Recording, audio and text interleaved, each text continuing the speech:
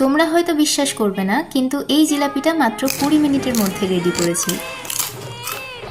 আওয়াজ শুনে তোমরা বুঝেই গিয়েছো কি পরিমাণ ক্রাঞ্চি হয়েছে। জিলাপিটা তৈরি করার জন্য 1 বাটি পরিমাণ ময়দাতে সামান্য লবণ নিয়েছি। তারপর নর্মাল জল দিয়ে এটাকে ফেটিয়ে নিতে হবে 5 থেকে 7 মিনিটের মতো। লাস্টে এর মধ্যে অ্যাড করতে হবে সামান্য ফুড কালার, আর দিয়েছি হাফ চামচের মতো বেকিং সোডা। ভালো করে মিশিয়ে নিয়ে 5 মিনিটের জন্য রেস্টে রেখে দিলাম।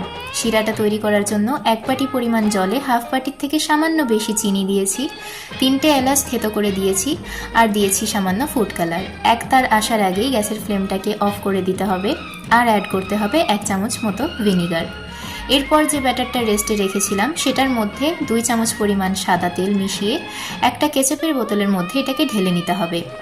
এরপর গ্যাসের ফ্লেমটাকে লো টু মিডিয়ামে রেখে তেল গরম করে তাতে জিলাপিগুলোকে ভেজে নিয়ে শিরার মধ্যে ডুবিয়ে সার্ভ করলেই রেডি।